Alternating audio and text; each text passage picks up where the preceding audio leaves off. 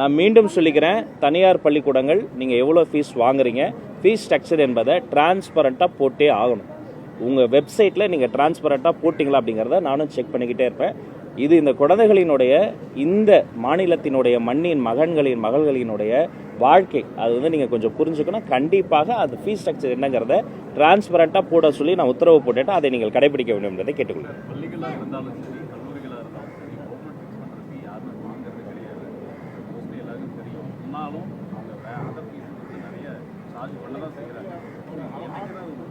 இல்லை, முன்னாடி இப்போ கடந்த காலத்தை பொறுத்த வரைக்கும் அவங்க பல இடங்களில் வந்து, சில இடங்களில் வந்து தெரிந்தோ தெரியாமலோ தேர்ட் பார்ட்டி இன்வால்வ்மெண்ட்டில் ஏதாவது லஞ்ச லாவணியத்தை யாருக்காவது காசு கொடுத்து அவங்களுக்கு வேணுங்கிற காரியங்களை செய்திருக்கலாம். அதை வந்து அவங்க பிரேக் அவுட் பண்ணுறது இப்படி செஞ்சுருக்கலாம். ஆனால் இன்றைக்கி நம்ம வந்து சிங்கிள் விண்டோ சிஸ்டத்தை நோக்கி நகர்ந்துச்சு இந்த கவர்மெண்ட்.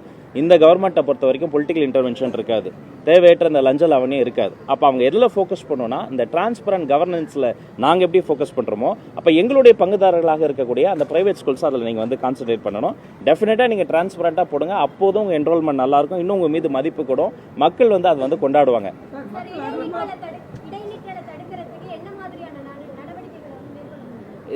எந்த பள்ளிக்கூடத்தில் அந்த குழந்தைகள் இடைநிற்றல் இருக்குது, என்ன காரணத்தினால இருக்குது, சோஷியல் ஸ்டிக்மா இருக்கா, பொருளாதார ப்ராப்ளமா, இல்லை அந்த குடும்ப பின்னணியில் ஏதாவது ப்ராப்ளமாங்கிறத அந்தந்த மாவட்ட நிர்வாகத்தை சார்ந்தவங்கள்லாம் நாங்கள் கணக்கெடுக்க சொல்லியிருக்கிறோம். அந்த வீட்டில் இருக்கக்கூடிய, அவங்க வீட்டுக்கு, அந்த குழந்தை இருக்கக்கூடிய வீட்டுக்கே நேரில் சென்று அந்த பிரச்சனை களையப்படும். அவர்களுக்கு ஏதாவது ஒரு பொருளாதார உதவியோ இல்லை வேறு ஏதாவது சமூகம் சார்ந்த பிரச்சனை இருந்தால் அது பேசி சரி செய்யப்படும். முன்பை விட இடைநிற்றல் மிகவும் அதிகமாக குறைந்திருக்கிறது. இன்னும் அந்த இடைநிற்றல் இந்த சின்ன கேப்பை கூட நாங்கள் ஃபிக்ஸ் பண்ணுவோம்.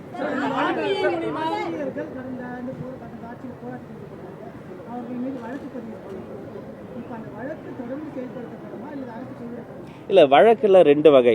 ஒன்று, நேரடியாக நீதிமன்றத்தை அணுகிற பொழுது அது நீதி பரிபாலனத்தில் நம்ம தலையிடக்கூடாது. அங்கே போய் முறைப்படி அந்த வழக்கில் வந்து நம்ம என்ன சொல்லணுமோ அதை பேசி அவர்கள் கூட தான் நாங்கள் நிற்கிறோம். 2வது, அவர்கள் மீது வேறு ஏதாவது இந்த வெஞ்சன்ஸோட அமைப்புகள் மீது, சங்கங்கள் மீது ஏதாவது அப்படி போட்டிருந்தாங்கன்னா அதெல்லாம் நாங்கள் வந்து என்டர்டெயின் பண்ண மாட்டோம். அதை வந்து நாங்கள் வந்து கைவிடுவோம். இல்லை, கோரிக்கைகள், அது கோரிக்கைகள்லாம் கோரிக்கைகளுக்கு தான் சொல்கிறேன். அந்த கோரிக்கைகள்லாம் என்னென்ன சங்கத்துக்கு என்னென்ன கோரிக்கைகள்னு இப்போ கூட பார்த்தீங்கன்னா வந்து ஆக்சசபிளாக என்னை வந்து பார்த்துட்டு அவங்கெல்லாம் சந்தித்து அந்த கோரிக்கைகள்லாம் வாங்கி நான் வச்சு டேபுலேஷன் பண்ணிக்கிட்டு தான் இருக்கிறேன். அதெல்லாம் அந்த கோரிக்கைகள் மீது நல்ல முடிவு எடுக்கணுங்கிறது எங்களுடைய எண்ணமும்.